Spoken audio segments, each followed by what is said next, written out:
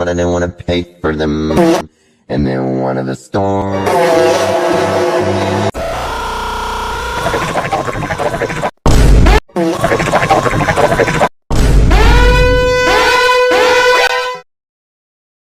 put that back, and he grabbed my arm, and I said,